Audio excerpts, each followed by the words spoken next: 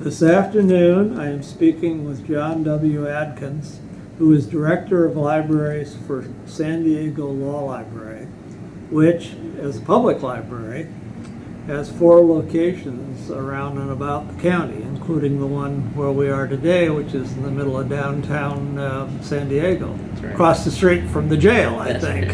Right next door. In case anybody takes a book out overdue, you have that. That's right. John, it is our custom in the serious side of this thing to ask you a little bit about yourself as a person, as opposed to just another colleague.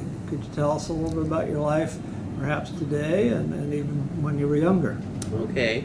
Well, thank you for this opportunity to be here. It was a great surprise to me when you contacted me, but I'm very happy to be able to share any memories that would help you guys or the profession.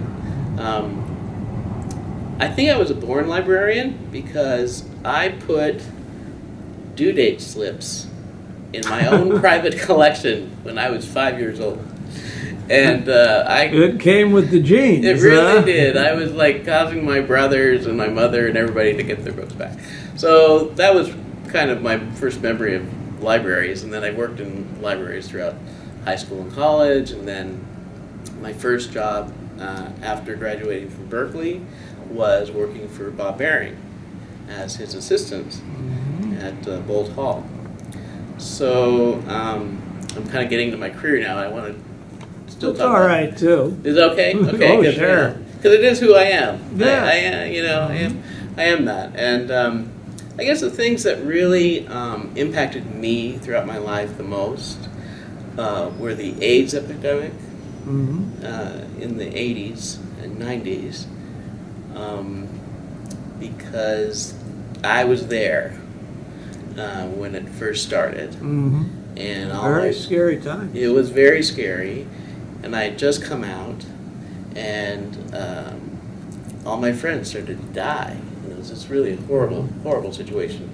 And I joined ACT UP, which is a political organization, to I remember. get the government to do something with people with AIDS, and to treat them as people instead of just discarding them as sick perverts, right? Yeah, I remember Ronald Reagan. That was his That's era, right. and they were just sort of ignoring it, or They seemed did. to be. They did for Yeah. a good 4 or 5 years. Yeah.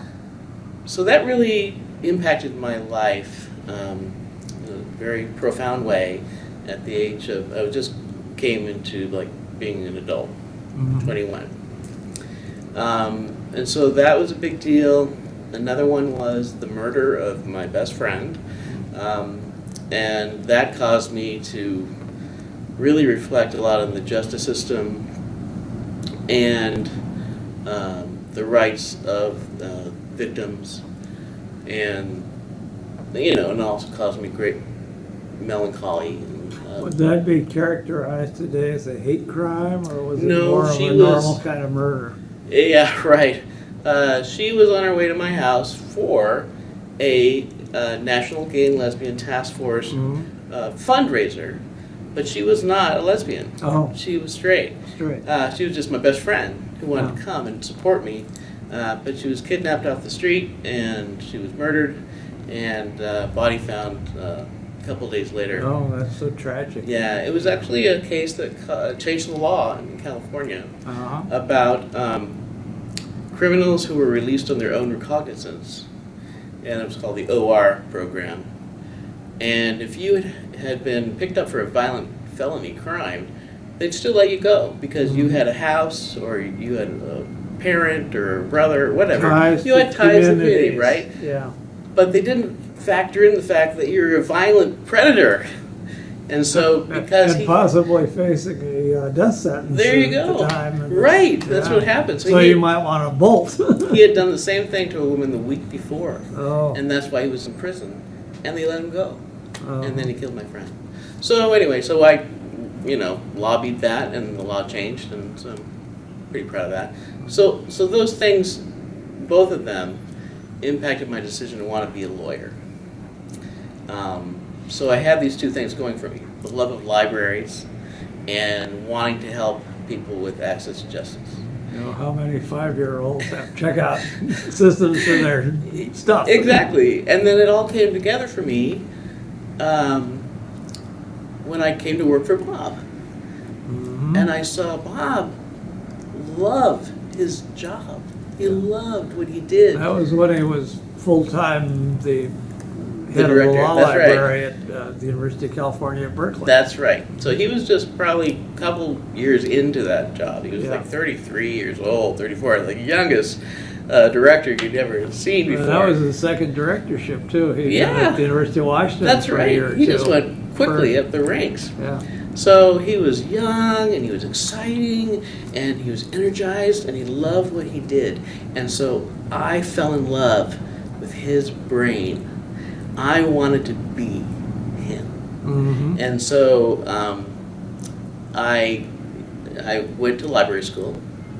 I got in and I started going part-time because I was working for him full-time. Mm-hmm. And then I asked him about law school because that's what I really wanted to do, join the two together, and he supported me in that, and I was lucky enough to get into both Hall. So I did the joint degree, and So you have 3 degrees, all from the University of California at Berkeley. that's right. Yeah, so And first, 2 of them were kind of in a joint program. yeah, well, my bachelor's was in 2 majors, humanities and sociology. Uh-huh. So I pretty much covered the gamut there. And I wanted just kind of a broad education, and so that's what I got. And then I got my master's in library science and the JD. Uh-huh. And then I went on to practice law because at the time, it was in the late 80s, law firms were just kind of like throwing jobs at law students, at least graduates of schools like Berkeley, and Stanford. So when you graduate from a school in the upper tier, law firms want you. And I thought, this is my one opportunity to practice law. Try it. Yeah. Because you said as a kid you thought, or as a young adult, right. being a lawyer, you might be able to Help. play a role. That's right, Yeah. exactly. So I had that itch, but I also knew that I couldn't really start as a librarian and then jump into law. I thought I could do it the other way around though. Yeah. So I practiced in a antitrust law firm, and that was really, really great. I had a great time. But I knew after 5 years. Yeah, you were there about 5 years. according to my Yeah. notes. And that's when they started giving you your own cases. Oh. And that's when they expect you to go to trial. And that's when you're supposed to get your own clients. And that's when I decided to jump over to academic law librarianship. That's right. If you're in a partner track, they want you to start being a That's- rainmaker that's early exactly on. right, yeah. Prove you can do it. And that's what you do from year 5 to 9, so to speak. Yeah. Those are your years. And I said, well, that's not for me. So I went ahead and I got a job at, I was lucky enough that I knew the director at Golden Gate University Law Library, Brent Burnell. Mhm. I was so fortunate to go to library school with so many luminaries of law librarianship. I was there with Kathleen Vanden Havel, Pauline Aranas, Brent, Dan Dabney, Ken Olson. I mean, these people who've gone of on in the such field that stature. you have. That's and right. So I achieved was some achievement. It was like, wow, Yes, golden yes. age of the library school at Berkeley. Uh-huh. And law librarianship. So so that was really exciting. And so I knew Brent from school, Mhm. and he had an opening, so I was lucky enough that he hired me. And I was the associate director, head of public services person. Mhm. And so that's where I cut my teeth. So you went there in about 1998, is that correct? No, I think it was like 91 or 2. 91 or 2. Yeah. I came here to San Diego. Oh, you left the firm in about 92, and you were Right. there until about 98 at That's the it. Golden Gate. Yes. I'm looking at my notes and not doing a very competent job. of Right. it So at the about moment. 6 years I was at Golden Gate. Yeah. And the thing I did there that I'm most proud of is, I think probably my entire career is like this. I tear down walls, whether they're literal or figurative. Mm-hmm. And in this case, the reference librarian was situated in an office off to the side. Mm. Nobody knew where the librarian was to Conveniently get couldn't help. be found, Right. From his or her perspective. I said when I think. got there, it's like, where's the reference desk? Like, there's nothing. It was like nobody could find the person. So I created the reference desk, and I brought the person out into the center of the room, and the first person you see is the person who can help you. And so I just did that over and over again throughout my career. And it just changes the service aspect of every library that you do it for. Yeah. Don't hide, right? So that was probably the biggest thing. And then I did a lot of teaching and brought the law librarians some, they got them closer with the faculty because the faculty knew us then. And they knew we could do things and that we were smart and we weren't just hiding in the law library kind of thing. So it was neat. Very, very useful information. Later on, when times got a little bit more difficult financially, you wanted the library to be perceived in that light. That's exactly right. And we had so that you could all survive. I didn't know at the time that I was doing that, but I did. I seeded that knowledge amongst the faculty that the library was important and that they did a lot for the faculty. Like we would deliver things to the faculty. We made ourselves indispensable. Where before it was kind of like, another faculty request, So yeah, it really makes a difference when people know you, like you, and want to help you. Well, that's the role we're supposed to play. Yeah, that's right. I guess some colleagues over the years maybe didn't want to play that role. That's right. It's easier to hide sometimes, I guess. I remember visiting some years ago a law library in a very prestigious university. And in the East, I'll even narrow it down, but not very much farther. And the librarian's office was way out of the way. You would, unless you really had a road map or had been there a few times, you'd know how to find that person. Yeah. And I'm sure it was very deliberate on the part of that particular colleague, who probably didn't want to have anyone disturb the work. Yeah, Get that's it right. done more efficiently that way. Yeah. Whatever. You're right. My view would be comparable to yours. Let's have everyone out where they could be found. That's it. That's part of what we're all about. Open the doors. Let them in. Yeah. Well, we've sort of moved into your career, but I want to back up just a notch before we talk about the next phase and ask you if you have any hobbies or special passions or things of that sort that you indulge in today's world outside of work, presumably. Oh, well, that's... In case the trustees look at this thing. Well, I guess really my work is my life, especially since taking this job, which we'll get to, which is really an all-consuming kind of activity. Yeah. It's more than just a job, it's a vocation.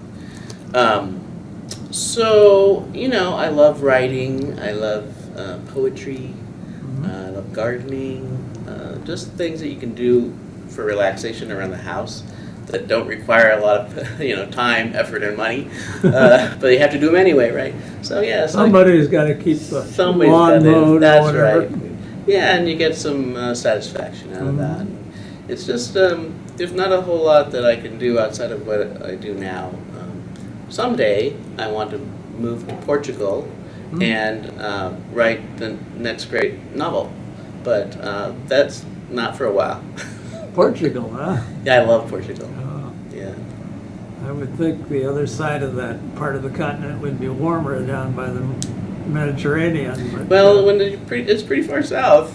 I know it's south. Yeah. I guess maybe. Oh, you're going. Yeah. I'm thinking of the northern end where I visited. It was sort of cold. Yeah, it's cold up in Porto and stuff like that. But when you go down farther south, it's nice. Yeah. And what's interesting, that my interest in Portugal stems from working with Tom Reynolds at Bold Hall. At Bold Hall. And just getting back to that job, what a wonderful, amazing time working for both Bob and Tom.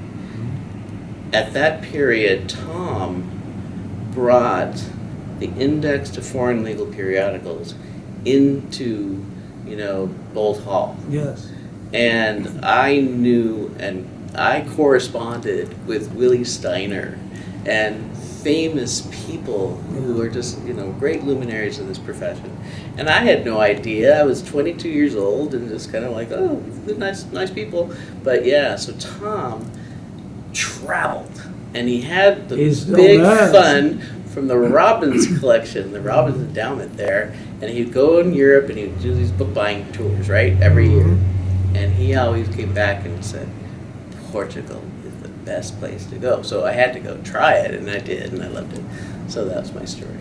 Well, if Tom recommends it, I know it's going to be a good place. You know it's going to be a good place, yeah. I was so fortunate to be around these people.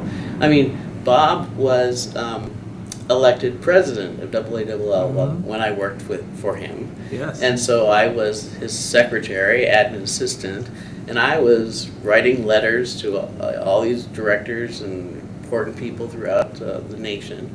I remember him giving up a big whoop when he was on the phone in his office. It was just down the hall, and I was like, what happened? He just found out he was elected president. And he was just like, wow! It was really kind of neat. It was almost like he fell off his chair. Well, he's just human like everybody else. He was so excited. It is nice to be recognized formally. And especially when it came so quickly for him. And people loved him. Yeah. This was back in the mid-'80s or thereabouts. So. No. Well, yeah, I guess you're right. It was? It was early 80s. Yeah. It was 83, 84. Somewhere in there. Yeah. Yeah, he was. He got there Forgot how pretty old rapidly. Yeah. I assume Bob and Tom would be people you would call as mentors? Or Yes, Are there any others? Yes. Well, I went to school with Kathleen Vandenhavel, and she and I actually exchanged homework assignments together and stuff. I've always looked at her as somebody. Is that part of mentoring these days? I think it is. Well, we didn't cheat, but we just helped each other. So I consider her a mentor because she's someone I turn to. The people I turn to in a time of need or crisis or I need knowledge. These are the people. And so Kathleen and Bob, Tom, Brant, was a great first director for me. And of course, later it was Nancy Carter was my director, and Ruth Lavore was the assistant director at the time at USD. I talked with Nancy and Ruth this morning on camera for this history, and I'm going to have a chat with Brent later this afternoon. Isn't that great? So you're all going to be going up there together, so you better be nice to each That's other. Right. What you say. That's great. Yeah. So they're all sort of mentors in their own way for part of your career. Yes. Were any of the names or others you mentioned at all instrumental in helping to attract you to law librarianship? You said you practiced for about 5 years and then you sort of came back.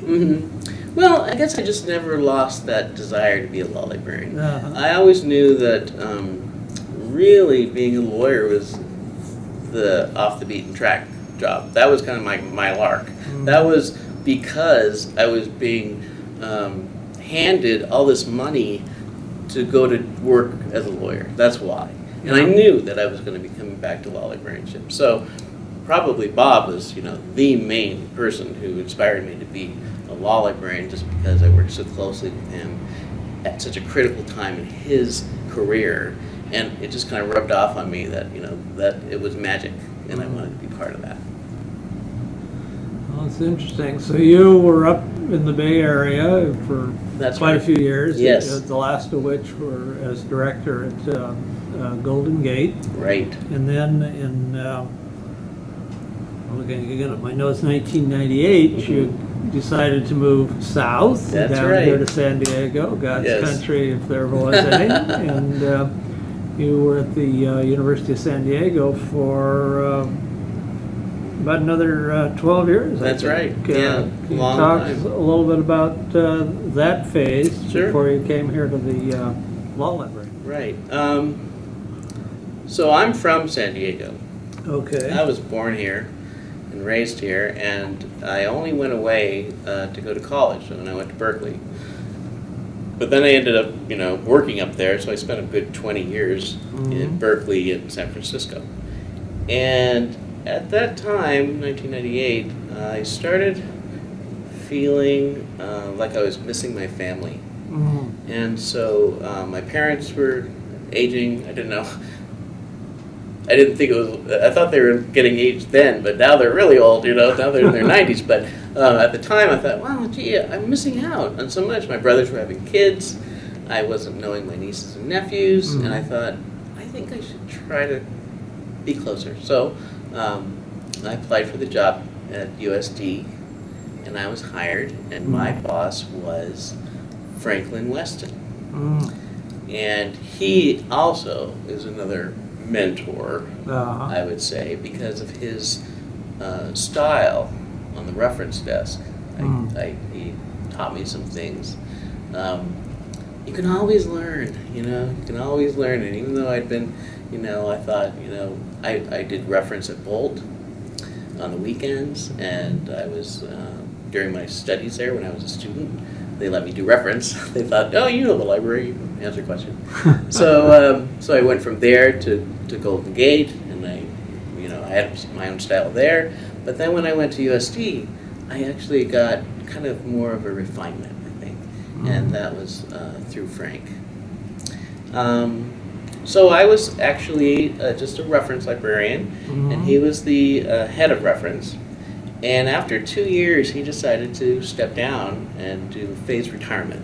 So he was going to just be there part-time for the next 3 years. So his job came open, and so our jobs flip-flopped, and he became the reference librarian, and I became his boss, the head of reference.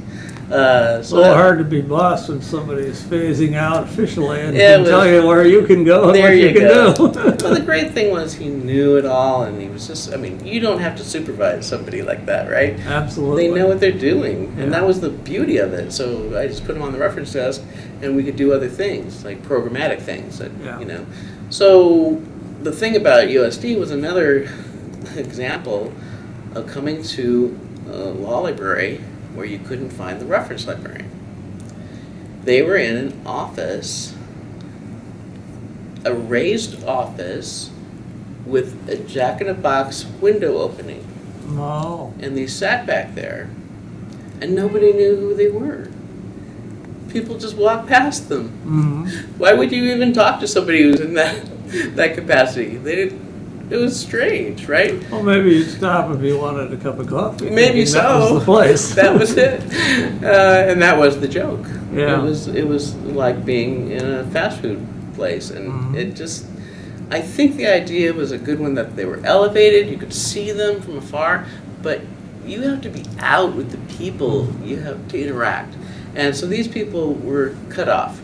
So I said, okay, this is what we're going to do. We're going to redo this entire area, and we're going to put the reference desk out there in front, and the first thing you see is the reference librarian, and we're going to have around it the public terminals, so you can actually see what the people are doing, and if they get stuck, you can help them.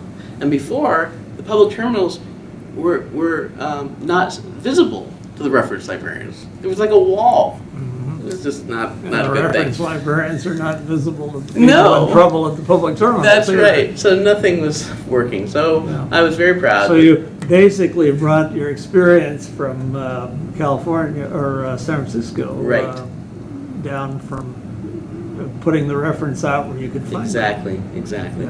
Yeah, so I was very proud of that. And we did a lot of faculty delivery. We created a faculty delivery service.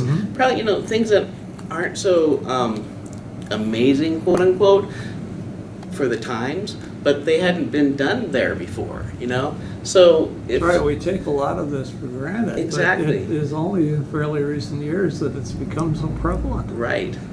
And the idea of a library tour was taken to a new level. So when I first got there, we gave these really boring, hour-long library tours that would just take you to place to place to place to place. And these poor law students, they glazed over after 5 minutes. They don't know what you're talking about, and they were never going to remember it, right? So I said, this is what we should do. Let's break it up into little sections that make sense based on whatever they're going to be researching that day or whatever, that week, right? So we did, and so it made much more sense that we show them primary materials, primary stuff, and then they're going to do it. Then we're going to show them where the secondary stuff and what they are and where you find them, and it just made it so much better for everybody. And that gave us more face time with the students. Instead of that one boring lecture that we gave at the beginning of the year, now they saw us every week. And it was a positive interaction. And so they came to us, and every week we'd get their questions. And it was like we had a relationship then with the students. So that was really, really cool. And technology grew at the same time. And so I asked my reference librarians to become roving law librarians, and they would take the laptop and go over to the law school, which is, the library at USD. It's a legal research center. It's its own building, and then there's a big chasm of a parking lot that separates you from the professors and the students. And so I said, we need to go to where the students are. Go to their lounge and just be there. And let them know you're there, and if they have a question. And so we could do wireless communications. We could do Lexis and Westlaw from there. And so it was kind of this avant-garde movement of kind of the embedded librarian concept. Sounds like you had an interesting time at USD. I did. Well, I was there for 12 years, so 12 years. I gotta say, throughout that time, you either contribute or you don't. I mean, I would be really bored if I didn't change anything through that time, so I kept trying to come up with something new and more helpful for our patrons. And so both the faculty, I think, and the students really appreciated it. And then towards the end of my tenure there, I was becoming, people started to notice me for some reason. I don't know, I did a campus-wide diversity program called the Living Library, and I did this in conjunction with the General Library. And what we did was we had people represent books, and so whatever your life experience was, say you're a policeman, you could be read by anyone who wanted to read you. So they would come to the library, we'd have our own little catalog, which is like some sheets of paper, and they say, I want to read The Policeman. And they go, okay, I'll bring out your book. And then we'd bring out The Policeman, they go sit down together, and at the time it was a way of people understanding each other. So if there was conflicts between the police and students of color or whatever it was, they got to know each other as people. And that was a really successful event. We had Muslims, I was, gay people. I actually had thyroid cancer, so I was a person without a thyroid. How do you live your life that way? And people are very fascinated by this stuff. So it was neat. So we had a good time. So based on that, I think they decided, this Adkins guy, let's get him to be on these university committees on diversity. And so I was chosen to be on these very high-profile task force to help with the diversity at USD, and I'm very proud of that. So it was neat. Sounds like you had a good experience at the university. And I did. then in 2010, if I don't get myself tongue-tied, you came here to the San Diego Law Library. Right. Could we talk a little bit about what you've been up to here for the last 6 or so years, almost 7 now? Wow, 6.5, yeah. Yeah. Well, here's the deal. I loved my job at USD, as I just shared with you, right? Yeah. And I was getting so much from it. It was just so rewarding to me that I was not looking for a job. Suddenly, the directorship at the County Law Library opened up. Was that Charlie Dyer? When you No, retired, it or was did you... Bob Rieger. Oh, you had somebody in between. Yeah. And that's not supposed to happen usually. I mean, these jobs, they're kind of plum jobs, and people like to stay there for a long time. So it was kind of Keep that in mind. Well, there you go. Well, yeah, I hope everybody wants me around for a long time. But, so because it opened up, people kept coming to me and saying, you're going to apply for that job, right? I'm like, no. Why would I do that? You were happy where you were. I'm in this beautiful place up on the hill where it's gorgeous, and I have free access to the pool and the weight room and da-da-da-da-da, right? And the beautiful people and smart and nice. Why would I come down to the county law library to be spat on by, the homeless people as I walk in the door kind of thing? And they're like, because you're the only one who can do the job. And I'm like, I just didn't see it. I did not see it. So after a lot of soul searching, thinking, it did come to me. Like it suddenly a wave came over me that no one would care as much as I would about the people in this county in providing access to legal information. I just have that feeling inside me that this library needed me, and I could do something great for them, as they could do something great for me. So right or wrong, you were getting yourself talked into it. There you go. So I applied on the very last day of the application period, and the next day I got a phone call from the recruiter who said, "Where have you been? We've already got our final 2 candidates."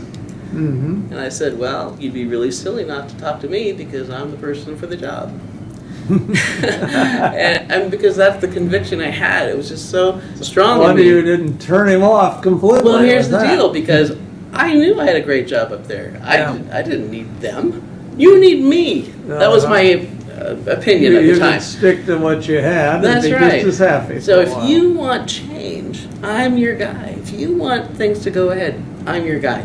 So this person had to scramble to get trustees on the weekend come in and interview me in their baseball caps and shorts, because these are judges and senior partners and lawyers. You never see them like that, right? And it Except was on weekends when they don't think they have to do it. right. They didn't want to be there, but I had a great rapport with them. Yeah. And then I was added to the final 3 people, and they gave me the job, and it was just the greatest high of my life that I got this job, and I just was. Thank God that I did. Tell us a little bit about what you've been up to in the six and a half years All or so right. you've been here. Well, the first thing on my plate was I had to renovate the downtown library.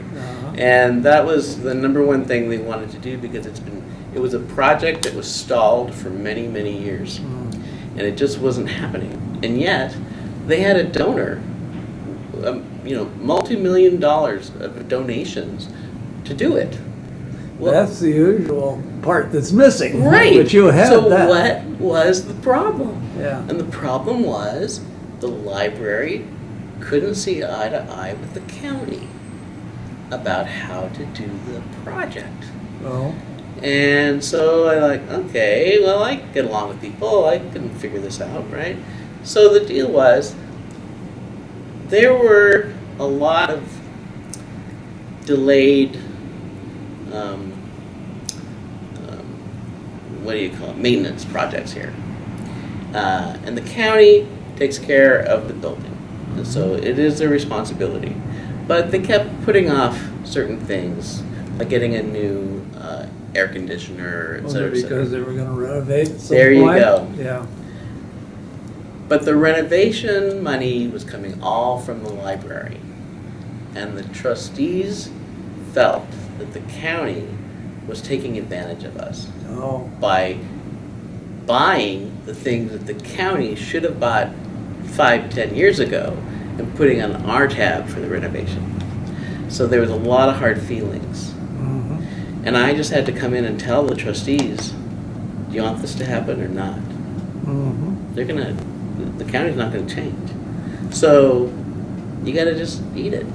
It was a sad story to tell, but it was the way to go forward. Give a little to get a lot. There you go. And so we did. And we went forward. We renovated this place. It was an amazing accomplishment. We got on the cover of Spectrum magazine as as a highly regarded renovation, and it's a beautiful building. We're really lucky to do it. So that was the biggest first thing I did, and then at the same time I was rebranding the library so that we would have a new face to the public. I was instituting new programs throughout the county, throughout our different branches, and we just did a whole lot of stuff at one time. It was kind of a big deal. And at the same time, there started a little incremental shift in our revenue. And then it went quickly down, down, in like 3 years, 4 years, 40%. And it was sickening because all those projects and programs that I had envisioned were now kaput. I could not do anything but try to keep the doors open. And it was a sad time because I had to let people go. I had to close, have fewer hours of operation, and we just couldn't like push forward like we wanted to do and be where we wanted to be. So that has been kind of like the dual-edged sword of getting here, renovating, and having this wonderful library and people, and then finding that the revenues suddenly have just dried up. Now, the lack of revenue or the decline in revenue is pretty much almost universal, if not throughout our profession. That's right. Especially since the recession of about 8 or 9 years ago. That's exactly right.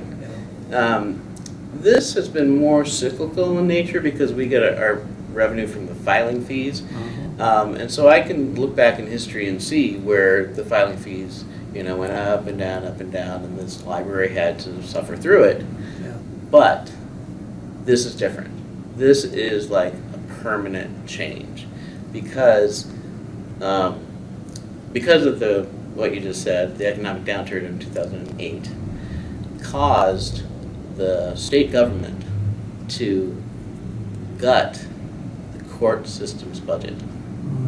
And they closed many courthouses and courtrooms.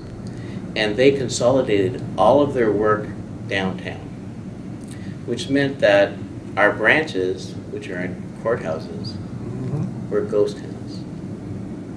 And nobody wants to file a case in Superior Court if it's not going to be heard for 5 years. So they all go to jams. They do arbitrations, mediations, right? So that's our bread and butter. Filing a lawsuit. And the filings just plummeted. So you just don't have enough judges to maintain a faster schedule? Is that part No, of the it's problem? I think it's that we don't have judges, we don't have enough court personnel, we have no clerks, we have no court reporters, we have no bailiffs, all these people had to go. So now they're down to a little small subset of all those people, and they're trying to make do. But you can't. This is a huge county, huge population. Yeah. So I think things are coming back, but I don't think they're going to come back for the law library. We need another stable source of income besides filing fees, because filing fees are just too unstable, too volatile. So along the way, I was elected president of the Council of California County Law Libraries, which I've held for the last 3 years, which makes me the lead advocate for legislative change. So for the last 3 years, we've been lobbying really hard to change the laws and get us some recognition from the legislature that we are deserving of sticking around for the next 125 years. This is our 125th anniversary year. Where would the money come from ultimately? Taxes, I assume, or some sort? Yeah, I think so. Meaning that we would get a small percentage of the general fund. So as taxes go into a big bucket, if they could just peel off this tiny little fraction that law libraries could count on, just like other public libraries do, then we this could would survive. be for public law libraries or county law libraries all over the state. Right, that's right. Presumably would have access to this. That's what it'd be for. Because, we're not gonna close our doors, anytime soon. We adjust. Mhm. But it's the small counties, like Butte, Placer, and Lake, who have one person who manages that law library. And they're open from noon to 4, 3 days a week, and sometimes on Saturdays or something like that, right? Yeah. And if they don't get any filing fees, they're going to close. And what does that say for that entire county? Then they're going to have to go over to Sacramento, or they're going to have to go somewhere else. So it's really going to be like a domino effect if this continues. And that's our story, that, if we can act now, we can save county law libraries and access to justice for all the people of California if you help us now. I suppose everybody else has got a handout for access got to that this right. general fund. I know in my own state, Sure. the schools are underfunded, and that's where the Yeah, it's heaviest need has been identified. Very But true. Doesn't mean the other needs aren't there. No, and that's why you have to just keep at it, Yeah. because all those needs, they're there as well, and their hands are there too.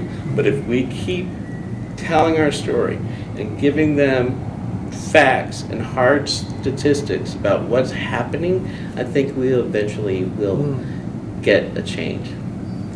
Well, this involvement here in the state with the general library needs, well, it's sort of a nice segue into what I want to talk about next, which is all your professional involvement in service to our profession. You've been newsletter editor and president here at the San Diego Law Libraries Group.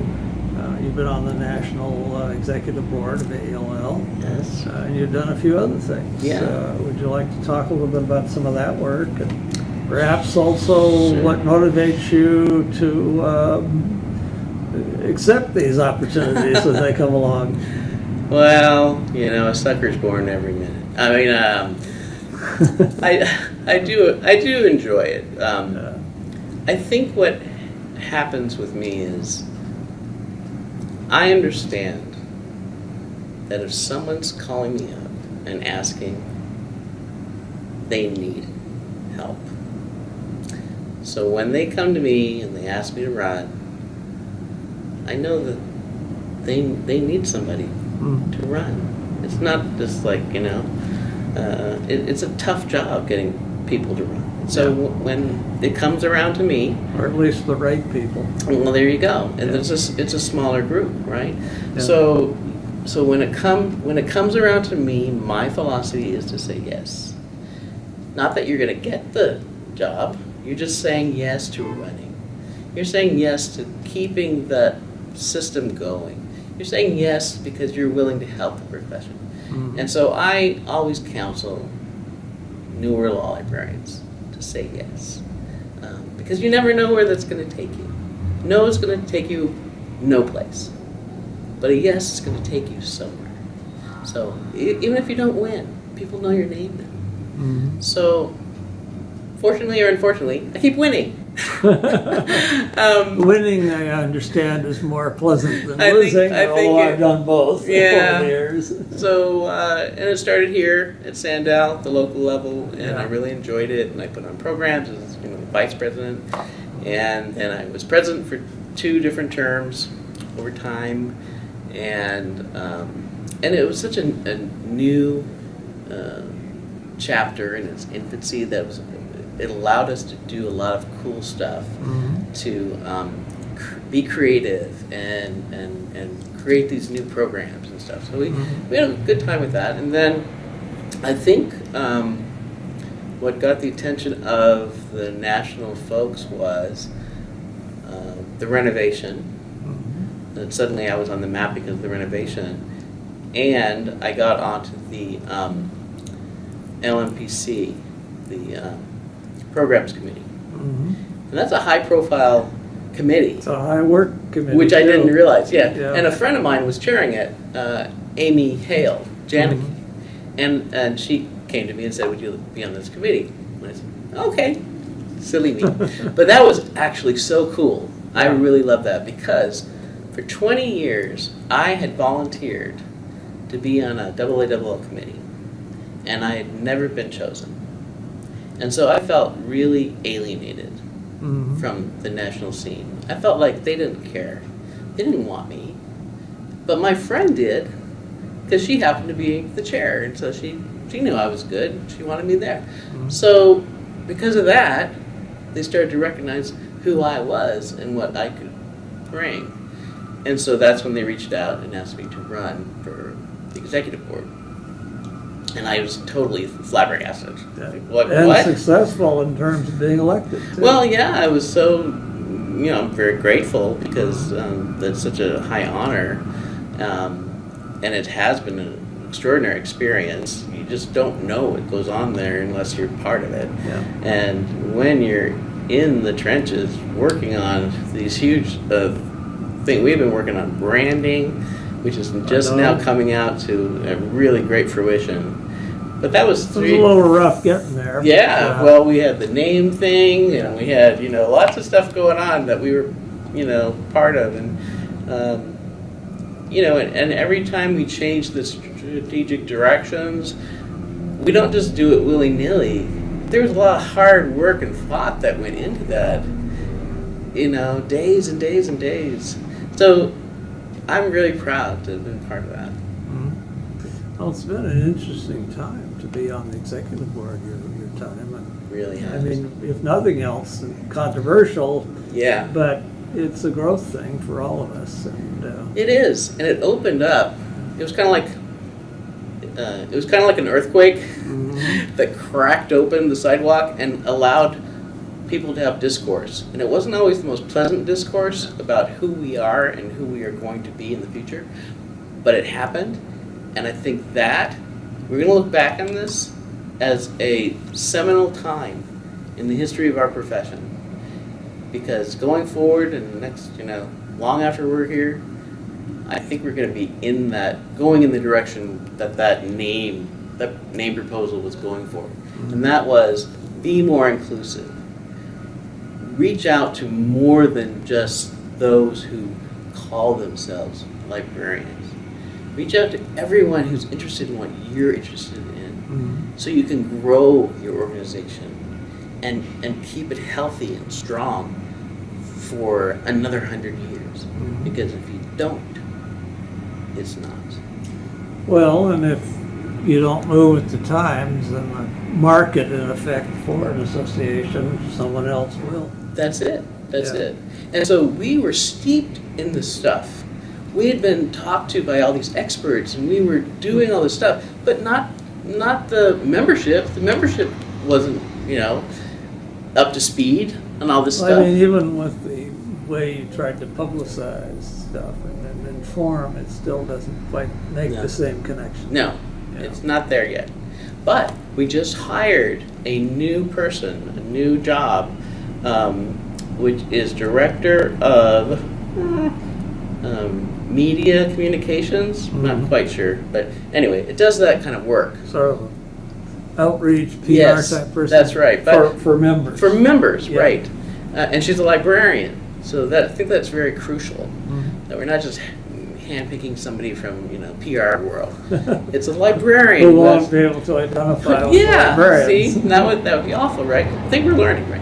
So this was good, and she's working really hard in identifying in our social media the trends and what people are saying, and being able to then counteract that by coming with good information coming from headquarters, pushing it out there when people are saying, "What about this? What about that?" And I think that's so crucial these days. People expect instant answers now, right? And that is so hard to do. And we tried, and we failed. But I think going forward, we'll get better. Well, you failed at sort of the initial proposal, but the concept, you successfully began Yes. the dialogue. That's right. Yeah. That's how I think That's how I see looking it. from the outside. Yeah, I think so. that's what's going on. Yeah, I'm very proud of And that. that may, in some ways, be much more important. Yeah. A quick victory, but perhaps Mhm. not quite the right one. Right, exactly. So whatever it is that's chosen in the future, this made it happen. Yeah. In looking over your background, John, I noticed that you have a connection to the British and Irish Association of Law Libraries, and Yeah. I was intrigued by that because many of us over the years who've been in the leadership of the association maybe go to one or two meetings over there in our entire lifetimes Yeah. as part of that. And somehow you seem to have a connection, though I don't see you in any of those roles, at least not up till now. No. Well, I mean, Tom Reynolds was my first connection to this organization, and of Yeah. course to all international and foreign law librarianship. But more important, I think you've touched on a little part of my life that's not revealed in any kind of CV. And that is, at one point, I thought I wanted to live and work in England. Okay.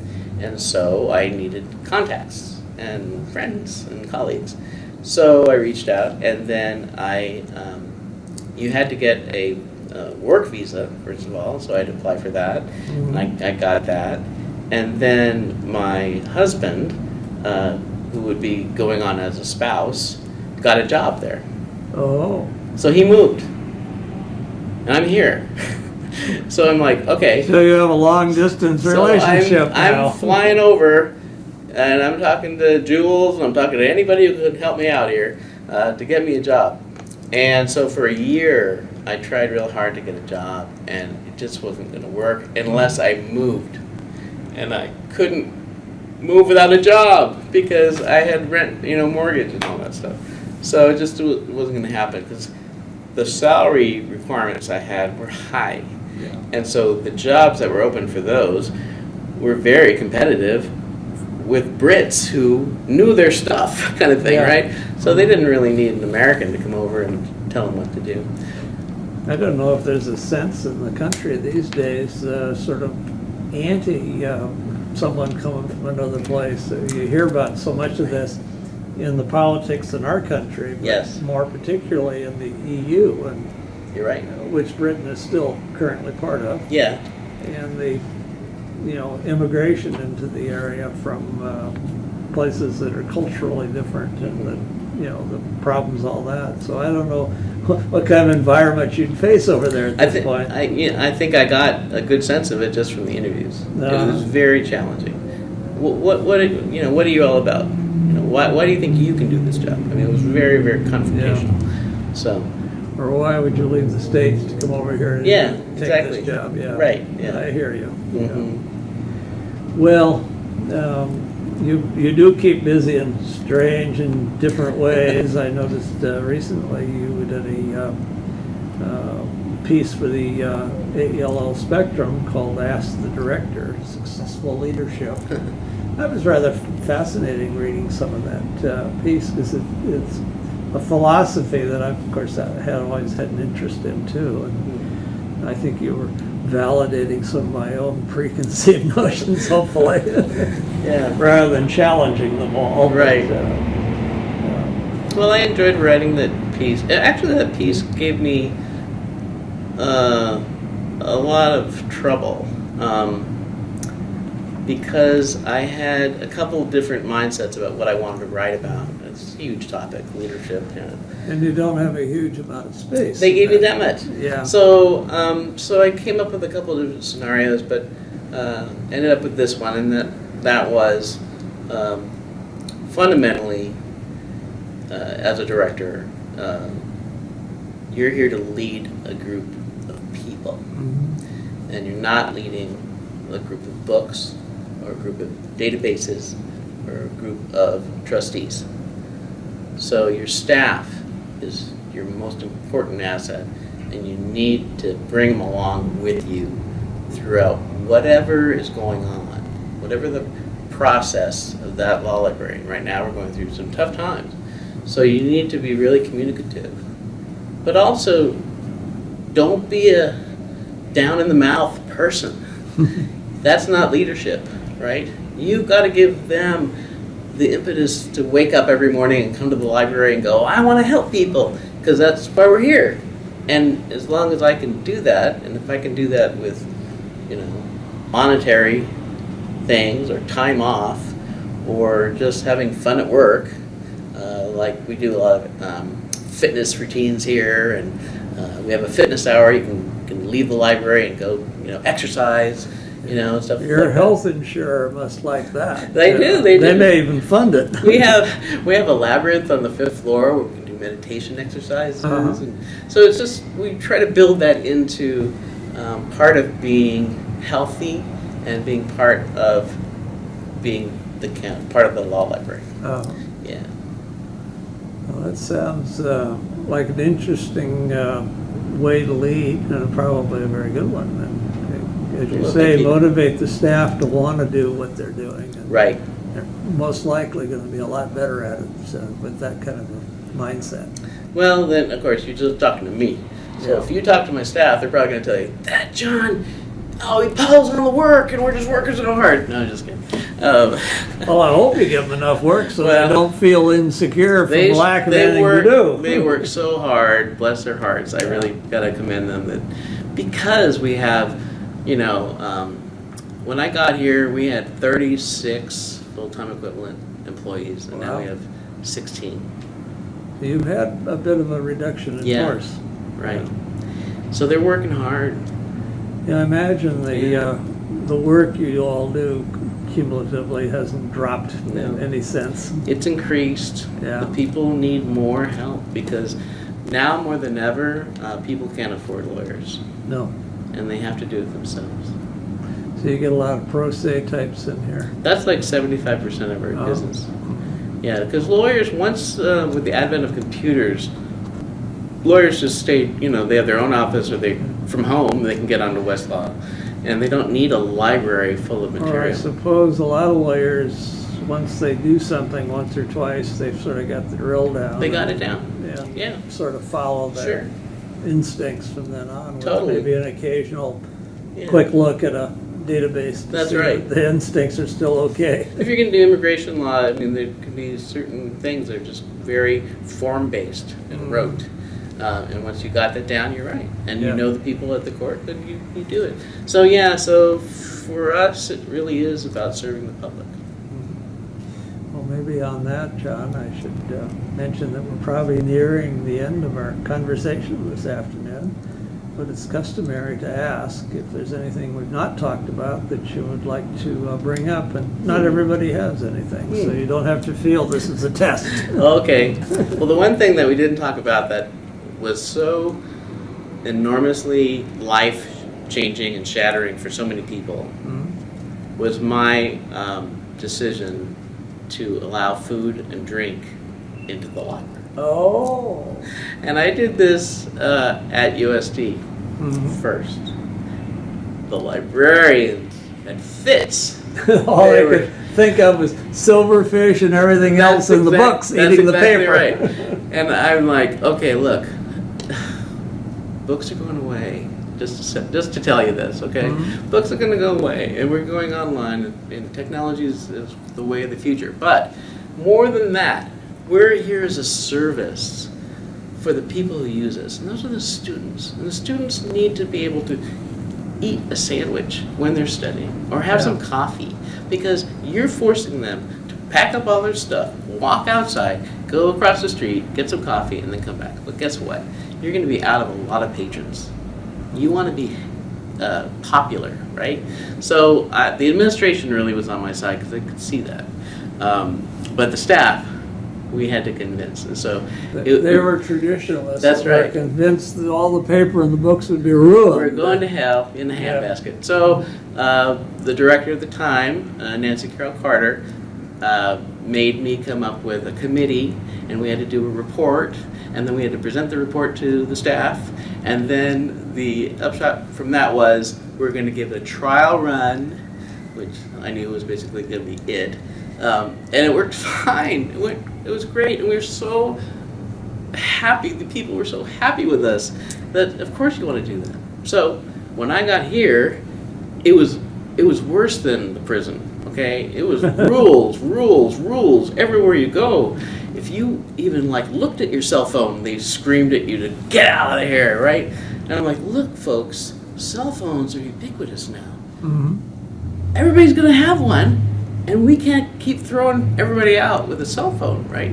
So you No. got to make sure you can accommodate people. So I had people, so I said, okay, if you want to use your cell phone, you're going to have reasonable expectation that you'll keep your voice down and you'll go into a place where you're not bothering anybody. No. So go over there, go over in the stacks, right? And so, oh my gosh, I don't know if that's going to work. And then food, we can allow food. Drink, we can allow drink. And don't go around telling people to get off the computer because they're not doing legal research. I mean, they just like have this thing where, I mean, how do you know they're not doing legal research? Would be my first question. Okay, well, there's some things you can tell. They're watching. That's right.